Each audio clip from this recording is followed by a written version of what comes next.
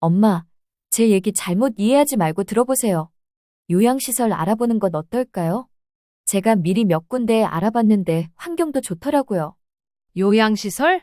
멀쩡한 내 집 두고 왜 남의 집으로 가야 하는데?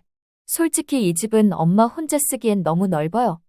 이 집 전세 놓고 전세금으로 요양시설비 내면 충분할 것 같아요. 거기서 남는 돈은 저희가 잠깐 아이들 교육비로 써도 되고. 뭐? 이때껏 너희 키우고 대학까지 보냈는데 이제 조금 아프다고 내 집마저 빼앗겠다? 빼앗는 게 아니라 솔직히 저희한테도 부담이에요. 아이들 학원비도 많이 들어가고 어려워요. 내가 언제 너희한테 손 벌리고 부담 준 적 있니? 아플 때도 혼자 참고 어려울 때도 혼자 견디고. 그건 엄마의 선택이었어요. 월 300만 원이면 전문 인력이 돌봐준다는데 전세금 이자만으로 요양시설비 충당되기도 하고 그리고 새로운 집은 나중에 다시 찾으시면 되잖아요. 내가 듣고 싶은 말은 그게 아니야. 거기 가면 얼마나 자주 보러 올 건데? 매주? 아니면 명절에만? 일단 가셔보시고 저희도 바빠서 시간 날 때마다 가려고 노력은 할게요. 그렇게 걱정하실 일 아니에요. 그래, 결국 그거구나. 옆집 박정자 할머니가 그러더라. 처음엔 다들 자주 온다고 약속하지만 결국엔 명절에도 안 온다고. 이 대화는 제가 병원에서 퇴원하고 나서 한 달 후 큰딸 수진과 나눈 대화입니다. 30년간 간호사로 수많은 노인분들을 돌봐온 제가 정작 노후에 이런 상황을 마주하게 될 줄은 꿈에도 몰랐습니다. 안녕하세요. 저는 대구에 사는 이정희입니다. 올해 69세, 퇴직 후 1년 만에 심한 골관절염 때문에 양쪽 무릎 인공관절 수술을 받았습니다. 그리고 그 후 자식들 눈치를 보며 서럽게 살아야 하는 현실에 직면했습니다. 요양시설 월 300만 원, 간병인 월 500만 원, 자식들과 동거하면서 눈치 보며 살기, 이 모든 선택지를 저는 받아들일 수 없었습니다. 그리고 저는 놀라운 사실을 알게 되었습니다. 한 달에 300만 원이 넘는 요양시설 비용이 고작 32만 원으로 해결될 수 있다는 것을요. 오늘 저는 제 경험을 바탕으로 노후에 자식들에게 짐이 되지 않으면서도 당당하게 살 수 있는 방법을 알려드리려 합니다. 요양시설도 간병인도 자식도 아닌 예상치 못한 선택지가 있습니다. 제 이야기가 여러분의 노후 준비에 작은 도움이라도 된다면 더할 나위 없이 기쁠 것입니다. 끝까지 들어주시고 이 정보가 필요한 다른 분들에게도 공유해 주세요. 영상이 도움이 되셨다면 좋아요와 구독 버튼으로 저를 응원해 주세요. 큰 힘이 될 것입니다. 모두 무료입니다. 자, 이제 제 이야기를 시작할게요.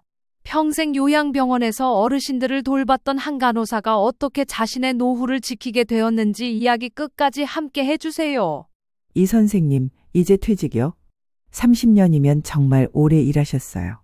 퇴직하는 날 병원 간호부장님이 꽃다발을 건네며 하신 말씀입니다. 30년이란 세월이 눈 깜짝할 사이에 지나갔습니다. 그동안 저는 몇천 명의 어르신들을 만났습니다. 오랫동안 상담해드린 분들은 명절마다 송편도 가져오시고 직접 담근 김치도 놓고 가셨지요. 어르신들 사연을 들으면서 가장 많이 들은 말은 이거였습니다. 이 선생, 나 같은 꼴 절대 당하지 마.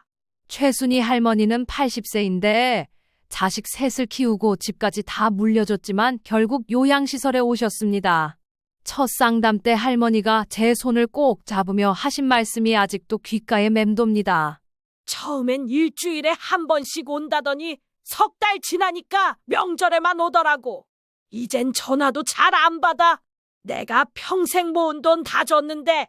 이런 이야기는 한두 번이 아니었습니다.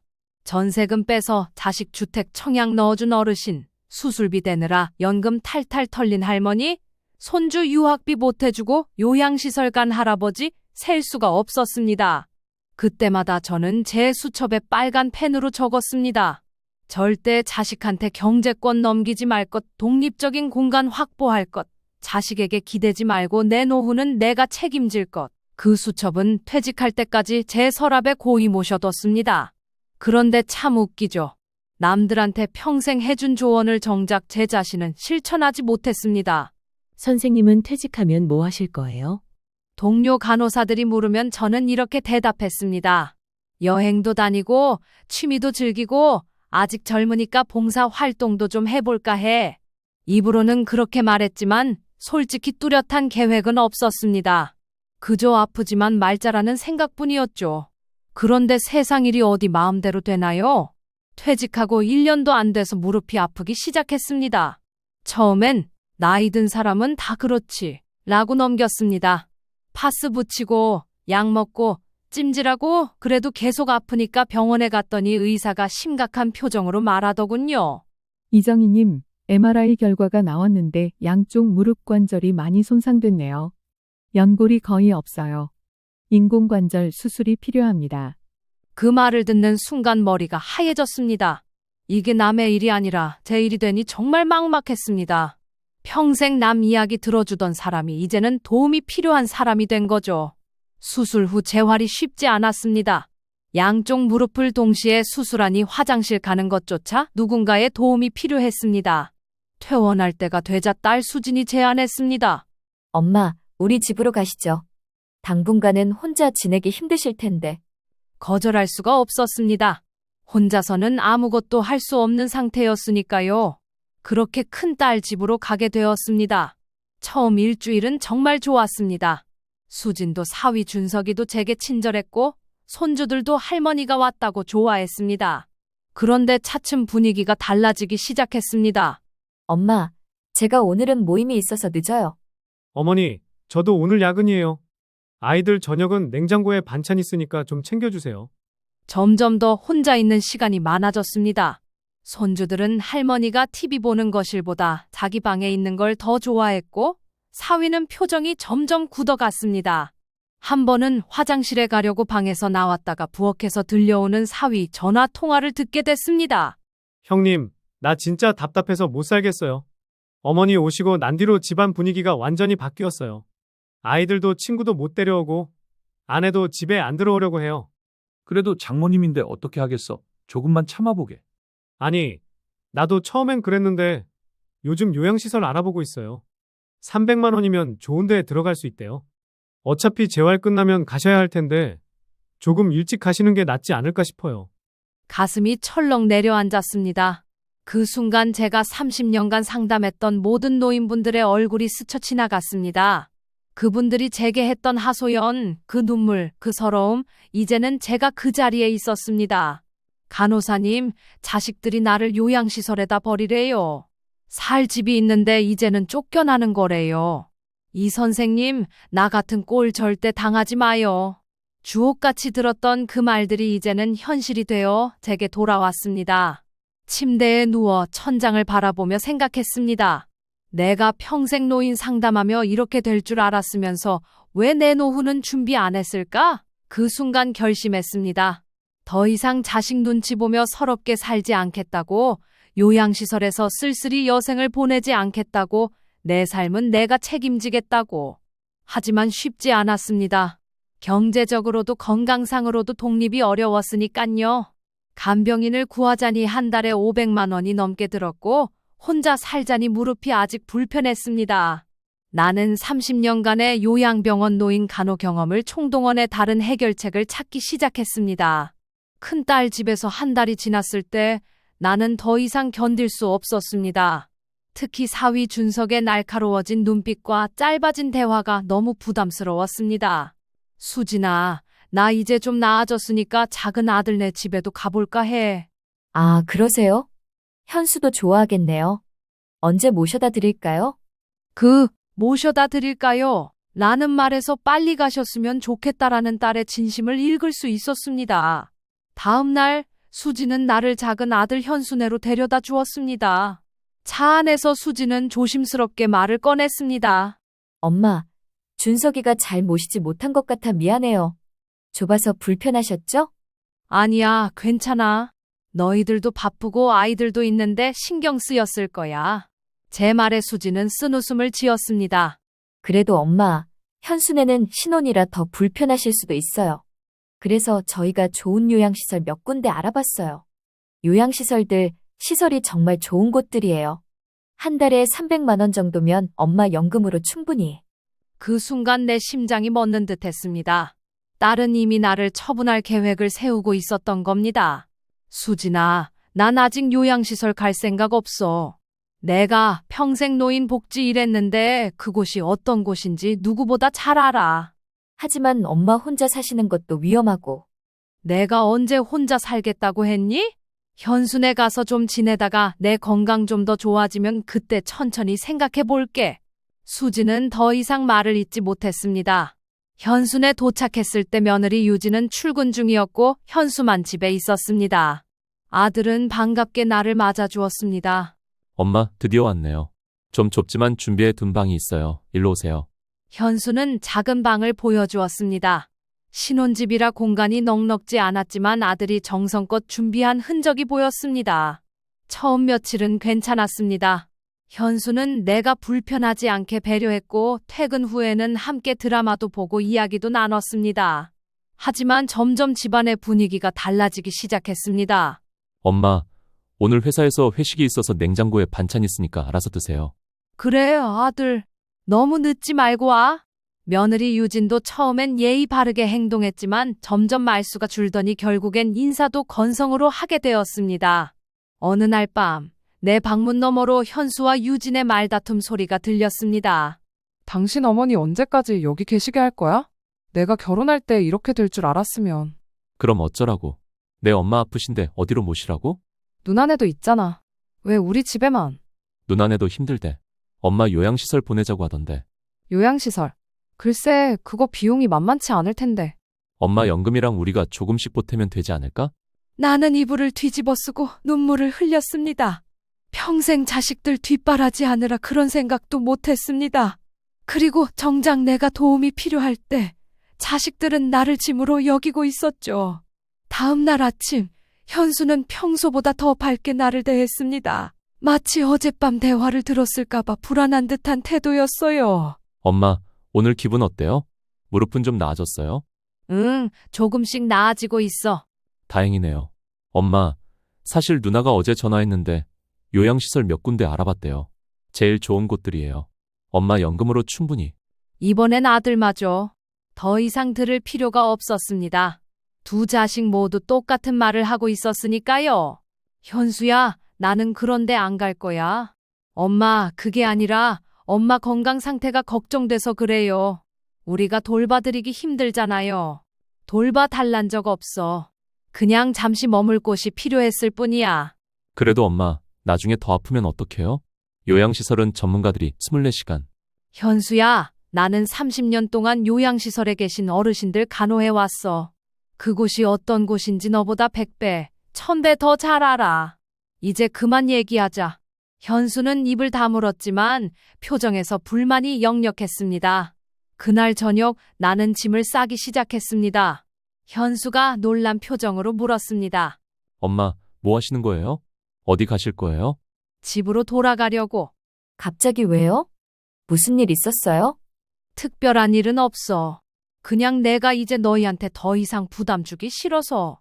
엄마, 그게 무슨 말이에요? 누가 부담이에요? 말로는 안 해도 너희 눈빛의 행동에 다 보여. 나도 남의 집 눈치 보며 사는 게 피곤해. 그래도 엄마 혼자는 위험하잖아요. 아직 무릎도 완전히 안 나았는데.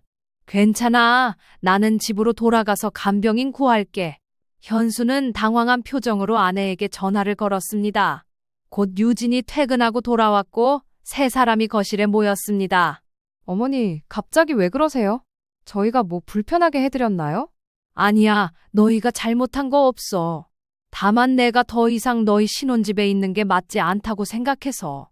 어머니, 요양시설은 정말 좋은 시설이에요. 저희 어머니도 3년째 계시는데 아주 만족하세요. 그 말에 내 가슴이 찔렸습니다. 며느리의 어머니도 요양시설에 계시다니? 어쩌면 이 부부에게 시어머니, 장모 모시는 일이 큰 부담이었을지 모르겠습니다. 유진아, 고마워. 하지만 나는 내 선택을 했어. 나는 집으로 돌아갈 거야. 그럼 간병인은 한 달에 500만 원이 넘게 들 텐데. 그건 내가 알아볼게.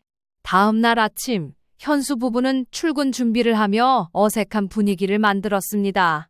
그때 벨이 울렸습니다. 누구세요? 문을 열자 수진이 서 있었습니다. 누나, 왜 왔어? 엄마 모시러 왔어. 엄마, 짐 다 챙기셨어요? 제가 모시러 왔습니다. 모시러? 어디로? 일단 저희 집으로. 그리고 요양시설 둘러볼 곳 몇 군데 예약해뒀어요. 내 표정이 굳어지자 수진이 급히 말을 이었습니다. 아니, 그냥 구경만 하시라고. 마음에 안 드시면 안 가셔도 돼요. 이제 나는 확실히 깨달았습니다. 자식들에게 더 이상 기댈 수 없다는 것을요. 내가 소중히 여겼던 가족의 유대감은 이런 현실적인 문제 앞에서 너무나 쉽게 무너져 버렸습니다. 수진아, 고맙지만 나는 집으로 돌아갈 거야. 택시 불러줄래? 엄마, 무릎 상태로 혼자 계시는 건 너무 위험해요. 제발, 내 선택은 내가 해. 너희가 나를 걱정하는 건 이해하지만 이제 내 인생은 내가 책임질 거야. 그렇게 나는 내 집으로 돌아왔습니다. 8주 만에 다시 찾은 집은 먼지가 쌓여 있었지만 그래도 내 공간이었습니다. 내가 마음대로 할 수 있는 눈치 볼 필요 없는 공간. 하지만 현실적인 문제가 남아 있었습니다. 아직 무릎이 완전히 회복되지 않은 상태에서 어떻게 혼자 생활할 것인가. 간병인을 고용하자니 연금으로는 턱없이 부족했습니다. 바로 그때 내 인생의 전환점이 찾아왔습니다. 집으로 돌아온 첫날, 나는 무릎 통증 때문에 거의 움직이지 못했습니다. 화장실 가는 것조차 큰 고통이었습니다. 집안일은 엄두도 못 냈고요. 하지만 자식들에게 전화할 수는 없었습니다. 그렇게 되면 바로 요양시설 가세요. 라는 말만 돌아올 테니까요. 결국 나는 간병인 알선 업체에 전화를 걸었습니다. 이정희님, 24시간 간병이 필요하시다고요? 네, 양쪽 무릎 인공관절 수술 후라 혼자 생활이 어려워서요. 알겠습니다. 24시간 간병의 경우 일당이 15만 원이고요. 한 달이면 450만 원입니다. 거기에 주말이나 공휴일은 추가 요금이 발생합니다. 그 순간 숨이 막혔습니다. 연금이 월 180만 원인데 간병비가 450만 원이라니. 그렇다고 요양시설에 들어갈 생각은 없었습니다. 내가 평생 노인복지 일을 하며 봐온 요양시설의 현실을 너무 잘 알았으니까요. 좀 더 저렴한 옵션은 없을까요? 하루 12시간만 필요하시면 일당 8만 원, 한 달에 240만 원 정도예요. 그래도 내 연금으로는 감당하기 힘든 금액이었습니다. 하지만 어쩔 수 없었습니다. 일단 석 달만 간병인을 써보기로 했습니다. 무릎이 좀 나아지면 그때부터는 혼자서도 생활할 수 있을 거라고 생각했으니까요. 네, 일단 12시간 간병으로 해주세요. 다음 날부터 간병인 이 씨가 오게 되었습니다. 60대 초반의 여성으로 꽤 경험이 많아 보였습니다. 안녕하세요, 이정희님. 제가 앞으로 도와드릴 이현숙입니다. 네, 잘 부탁드립니다. 처음 며칠은 괜찮았습니다. 이 씨는 집안일도 틈틈이 해주고 내가 화장실 가는 것도 도와주었습니다. 하지만 일주일쯤 지나자 문제가 생기기 시작했습니다. 제가 내일은 나오기 좀 어려울 것 같아요. 대신 다른 분이 오실 거예요. 아, 그러세요. 알겠습니다. 다음 날 온 간병인은 20대 중반의 젊은 여성이었습니다. 경험이 적어서인지 내 상태를 잘 이해하지 못했고 화장실 도움도 불편했습니다. 할머님, 죄송한데 내일부터는 또 다른 분이 오실 거예요. 이런 식으로 간병인이 자주 바뀌기 시작했습니다. 매번 새로운 사람에게 내 상태와 집안 상황을 설명하는 게 너무 힘들었습니다. 게다가 어떤 날은 간병인이 아예 오지 않기도 했습니다. 죄송합니다, 이정희님. 오늘 배정된 간병인이 급한 일이 생겨서 못 온다고 합니다. 내일은 정상적으로 올 겁니다. 그날 나는 하루 종일 침대에서 나오지 못했습니다. 물 한 잔 마시려고 부엌에 가다가 넘어질 뻔한 적도 있었습니다. 그렇게 한 달이 지나자 간병비로 240만 원이 나갔습니다. 연금 180만 원으로는 턱없이 부족해 적금을 깨서 메웠죠. 그런데 더 큰 문제는 따로 있었습니다. 간병인이 집에 있는 동안 내 사생활이 전혀 없다는 점이었습니다.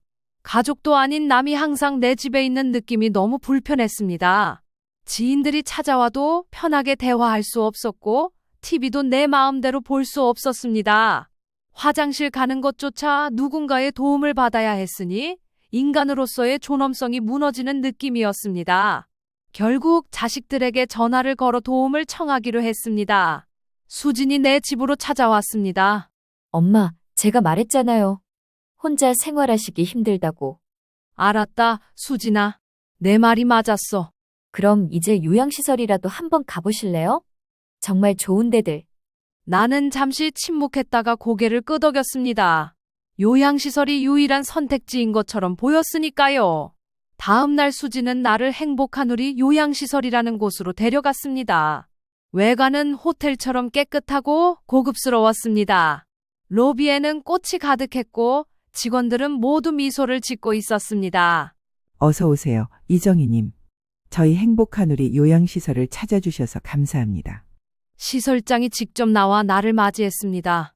그는 시설을 안내하며 자랑스럽게 설명했습니다. 저희는 24시간 간호사가 상주하고 있고 의사도 매일 방문합니다. 식사는 영양사가 직접 개개인의 건강 상태에 맞춰 준비하고요. 시설은 정말 훌륭했습니다. 넓은 방, 깨끗한 화장실, 다양한 프로그램이 있는 활동실. 하지만 그곳에 계신 어르신들의 눈빛은 너무나 공허했습니다. 나는 그 눈빛을 30년간 봐왔습니다. 몸은 편할지 몰라도 마음은 전혀 편하지 않은 눈빛이었습니다. 비용은 얼마인가요? 한 달에 300만 원이요. 거기에 추가 서비스는 별도고요. 그러니까 내 연금으로는 턱없이 부족하네요. 걱정 마세요, 엄마. 제가 보태드릴게요. 나는 한숨을 쉬었습니다. 자식에게 경제적으로 의존하고 싶지 않았는데 이제는 그마저도 받아들여야 하는 상황이 되었습니다. 시설장이 나를 어르신들이 계신 휴게실로 안내했습니다. 그곳에서 나는 깜짝 놀랄 사람을 만났습니다. 이 선생님. 지팡이를 짚고 있는 김씨 할머니였습니다. 내가 5년 전에 간호해드렸던 분이었습니다. 할머니, 여기 계셨군요. 시설장이 잠시 자리를 비켜주었고 나는 할머니와 대화를 나눌 수 있었습니다. 선생님까지 여기 오시게 됐나요? 아니요, 아직은 견학만 온 거예요. 어떠세요? 여기 생활은? 할머니는 주변을 둘러본 후 작은 목소리로 말씀하셨습니다. 처음엔 괜찮았어요. 깨끗하고 밥도 잘 나오고. 그런데 자식들이 점점 안 오더라고요. 처음엔 일주일에 한 번씩 왔는데 이제는 명절에도 잘 안 와요. 그랬군요. 그리고 여기 생각보다 감옥 같아요. 모든 일과가 정해져 있어요. 몇 시에 일어나서 몇 시에 밥 먹고 몇 시에 텔레비전 보고 내 마음대로 할 수 있는 게 하나도 없어요. 할머니의 눈에서 눈물이 흘러내렸습니다. 이 선생님, 제발 여기 오지 마세요. 아직 선택권이 있으실 때 다른 방법을 찾아보세요. 그 순간 내 마음이 확고해졌습니다. 절대로 요양시설에 가지 않겠다고 말이죠. 비록 간병인을 쓰는 것도 자식들과 함께 사는 것도 쉽지 않았지만 적어도 내 자유와 존엄성은 지킬 수 있었으니까요. 수진에게 말했습니다.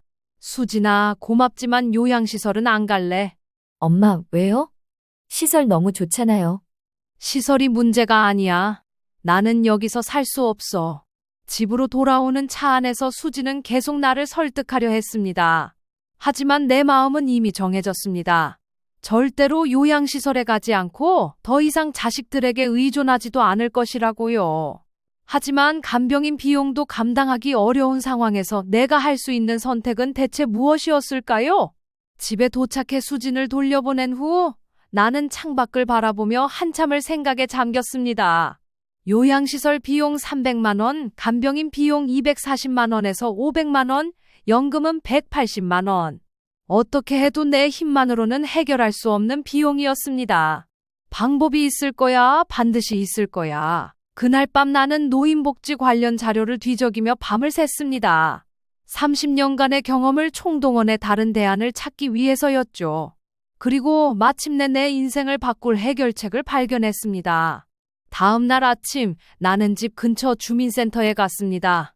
노인 간병 관련 정보를 더 얻고 싶었거든요. 휠체어를 빌려 타고 갔는데 다리가 아픈 상태로 가기가 쉽지 않았습니다. 이정희님, 오랜만이네요. 퇴직하셨다고 들었어요.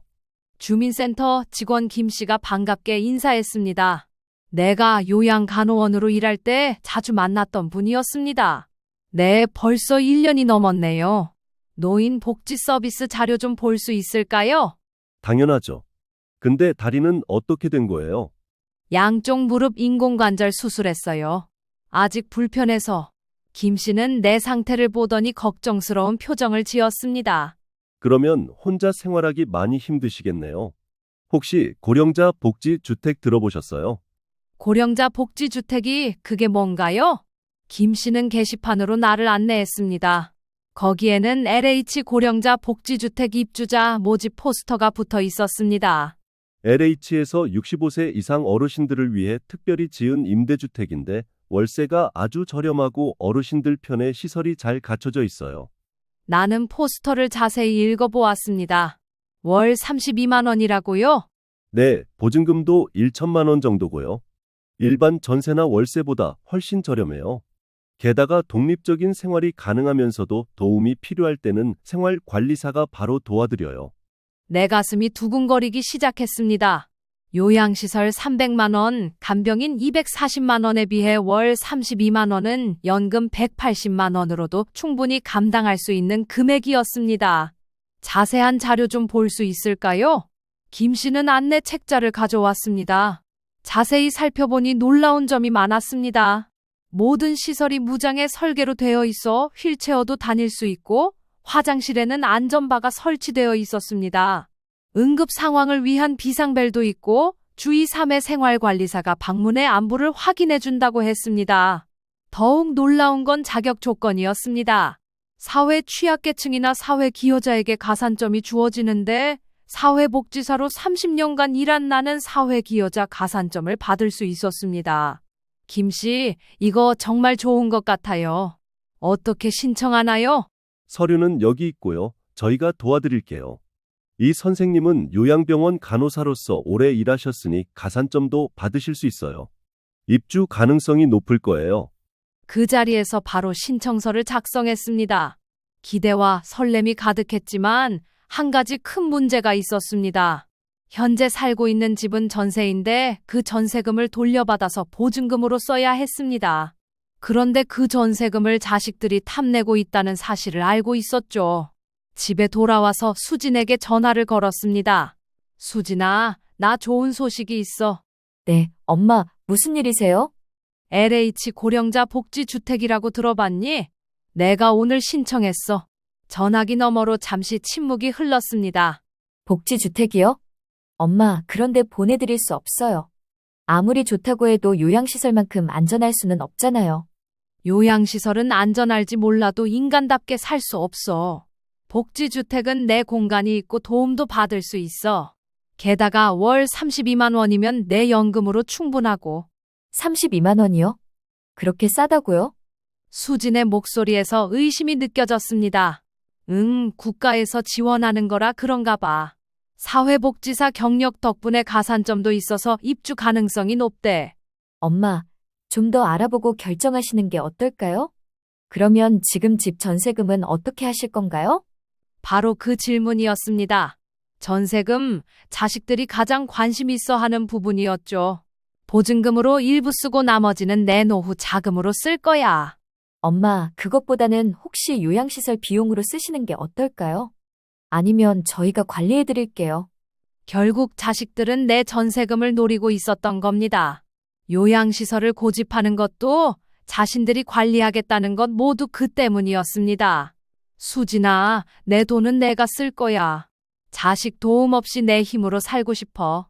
엄마, 그게 아니라. 이제 그만 통화하자. 내일 현수도 데리고 와서 같이 얘기하자. 다음 날 두 자식이 모두 내 집에 왔습니다. 표정이 심각했습니다. 엄마, 그 복지주택 정말 괜찮은 거 맞아요? 어떤 사람들이 사는지도 모르잖아요. 현수가 걱정스럽게 물었습니다. 다 나 같은 어르신들이 사는 곳이야. 무릎 수술한 사람들도 편하게 살 수 있게 설계되어 있대. 화장실에 안전바도 있고 비상벨도 있어. 그래도 엄마 혼자 계시다가 갑자기 아프면 어떡해요? 그럴 때를 위해 비상벨이 있는 거고 생활관리사가 주기적으로 방문해 준대. 수진이 난처한 표정으로 말했습니다. 엄마, 전세금은 어떻게 하실 거예요? 솔직히 민지 대학 등록금이 있어서. 드디어 속내를 드러냈습니다. 손녀 민지의 대학 등록금을 내 전세금으로 충당하려는 것이었습니다.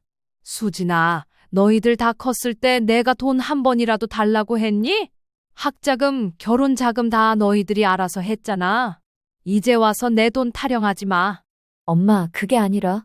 그만해. 내가 자식들 키우느라 내 노후는 한 번도 제대로 준비 못했어. 이제 와서 얼마 안 되는 전세금마저 뺏길 순 없어. 현수가 눈물을 글썽이며 말했습니다. 엄마, 우리가 엄마 재산 노린 적 없어요.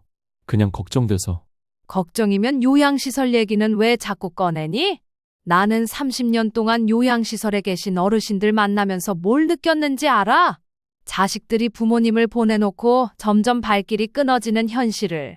방 안에 무거운 침묵이 흘렀습니다. 수진이 한숨을 쉬며 말했습니다. 엄마가 정 그러시겠다면, 주택에 가시겠다면? 그럼 기존 집 정리는 제가 도와드릴게요. 나는 고개를 젓고 단호하게 말했습니다. 필요 없어. 내가 알아서 할게. 김 씨가 다 도와준다고 했어.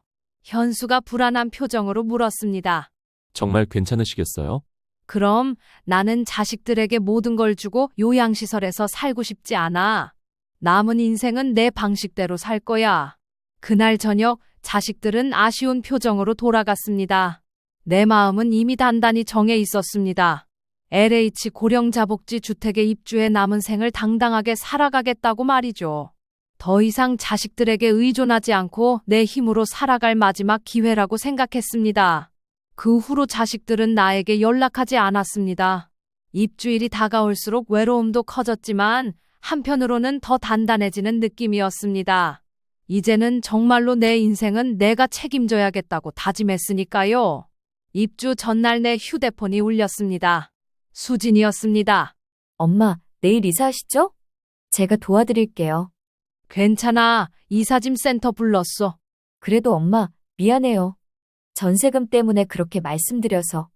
알았어. 너도 사정이 있었겠지. 그럼 새집 구경은 가도 될까요? 잠시 망설이다가 대답했습니다. 그래, 이사 끝나고 정리되면 언제든 와. 전화를 끊고 난 후 마음이 조금은 편안해졌습니다. 자식들과 완전히 관계를 끊고 싶은 건 아니었으니까요. 다만 경제적으로는 완전히 독립하고 싶었을 뿐이었습니다. 다음 날 모든 짐을 챙겨 새로운 보금자리로 향했습니다. 전세금은 내 통장으로 안전하게 들어왔고 그중 일부는 복지주택 보증금으로 나머지는 내 노후 자금으로 보관했습니다. 복지주택에 도착했을 때 김씨 주무관이 반갑게 맞아주었습니다. 이 선생님, 축하해요. 이제 정말 출발이에요. 네, 덕분에요. 내 집을 둘러보니 작지만 아늑했습니다. 무엇보다 무장의 설계라 휠체어를 타고도 불편함 없이 다닐 수 있었습니다. 화장실 손잡이, 비상벨, 낮은 싱크대, 모든 것이 노인의 편의를 위해 설계되어 있었습니다. 고령자 복지주택으로 이사한 지 벌써 6개월이 지났습니다. 처음에는 낯설고 외로울 거라 생각했지만 실제로는 그 반대였습니다. 같은 건물에 비슷한 처지의 어르신들이 많아서 금세 친구들이 생겼고 매일 아침 단지 내 작은 공원에서 함께 운동하는 모임도 만들었습니다. 정희 씨, 오늘도 일찍 나오셨네요.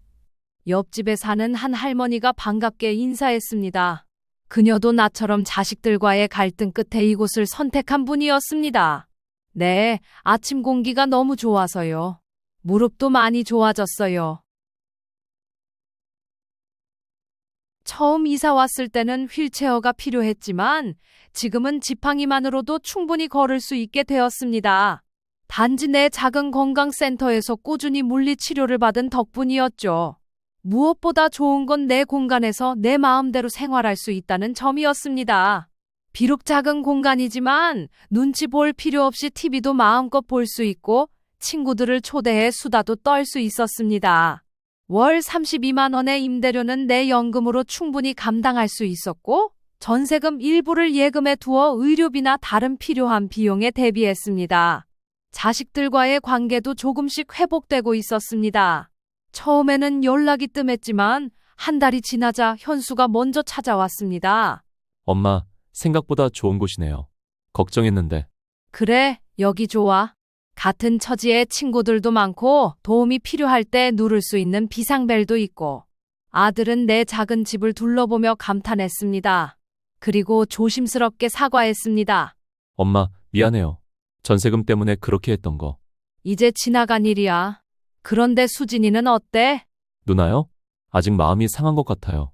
하지만 곧 괜찮아질 거예요. 예상대로 수진은 3개월이 지나서야 찾아왔습니다. 현관문을 열자 수진이 작은 화분을 들고서 있었습니다. 엄마, 집들이 선물이에요. 고마워, 들어와. 수진은 내 집을 둘러보며 놀란 표정을 지었습니다. 엄마, 여기 생각보다 정말 좋네요. 시설도 깨끗하고. 그래, 나랑 같은 처지 어르신들이 많아서 외롭지도 않아. 수지는 거실 소파에 앉아 머뭇거리다가 입을 열었습니다. 엄마, 미안해요. 우리가 너무 이기적이었어요. 알아, 너희도 사정이 있었겠지. 아니에요, 핑계요. 그냥 우리가 욕심이 났던 거예요. 수진의 솔직한 고백에 내 마음이 놓였습니다. 자식도 완벽할 수는 없으니까요. 중요한 건 깨닫고 변화하려는 마음이었습니다. 이제 와서 보니 엄마 결정이 맞았어요. 요양시설보다 여기가 훨씬 좋아 보여요. 그날 이후로 자식들은 한 달에 한 번씩 정기적으로 찾아오게 되었습니다. 이전처럼 전세금 얘기는 하지 않았고 진심으로 내 생활을 걱정해주는 모습이었습니다. 더욱 놀라운 변화는 내 자신에게 찾아왔습니다. 간호사 경험을 살려단지 내 어르신들을 위한 건강 상담 봉사를 시작했습니다. 매주 목요일 오후 단지 내 작은 도서관에서 어르신들의 건강 고민을 들어주는 시간을 가졌습니다. 이 선생님 덕분에 제 마음이 한결 가벼워졌어요. 이런 말을 들을 때마다 보람을 느꼈습니다. 일하던 때처럼 꼭 필요한 존재라는 느낌, 누군가에게 도움이 된다는 느낌이 정말 좋았습니다. 또한 동네 복지관에서 컴퓨터 강좌를 듣기 시작했습니다. 처음에는 생소했지만 이제는 스마트폰으로 영상 통화도 하고 인터넷 쇼핑도 할 수 있게 되었습니다. 세상과의 소통 창구가 더 넓어진 느낌이었습니다. 이웃들과 함께하는 소소한 즐거움도 생겼습니다. 매주 토요일은 같은 층 어르신들과 함께 작은 김치를 담그거나 반찬을 만드는 날이었습니다. 모두 각자의 사연을 가진 분들이었지만 서로를 이해하고 돕는 마음은 같았습니다. 복지주택에 입주한 지 1년이 되던 날, 나는 작은 파티를 열었습니다. 자식들과 이웃들을 초대해 함께 식사하는 자리였습니다. 수진과 현수도 가족들을 데리고 왔고 단지 내 친구들도 여러 명 참석했습니다. 엄마, 1주년 축하드려요. 정말 행복해 보이세요. 수진의 말에 고개를 끄덕였습니다. 그래, 이제야 진짜 내 삶을 찾은 것 같아. 식사 후 이웃들은 돌아가고 자식들만 남았을 때 내가 말했습니다. 너희들에게 하고 싶은 말이 있어. 두 자식이 긴장한 표정으로 나를 바라보았습니다. 걱정 마, 나쁜 얘기 아니야. 그냥 고맙다고 말하고 싶어. 내 선택을 이해해줘서. 현수가 눈물을 글썽였습니다. 엄마, 우리가 고마워해야죠. 엄마가 이렇게 당당하게 살아가는 모습을 보니 우리도 배우게 돼요. 그래, 그러니까 너희도 나중에 나이 들면 미리미리 준비해. 자식들에게 의존하지 말고. 모두 웃음이 터졌습니다. 이제는 그런 얘기도 편하게 할 수 있게 된 것이 기뻤습니다. 이런 생활이 계속되면서 나는 점점 더 깨닫게 되었습니다. 노후에도 선택지는 얼마든지 있다는 것을, 그리고 그 선택은 결국 자신이 해야 한다는 것을 말이죠.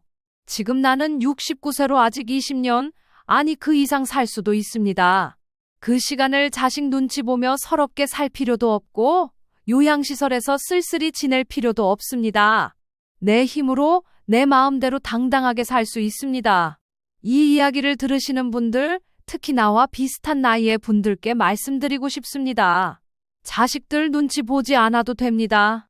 요양시설에서 후회하지 않아도 됩니다.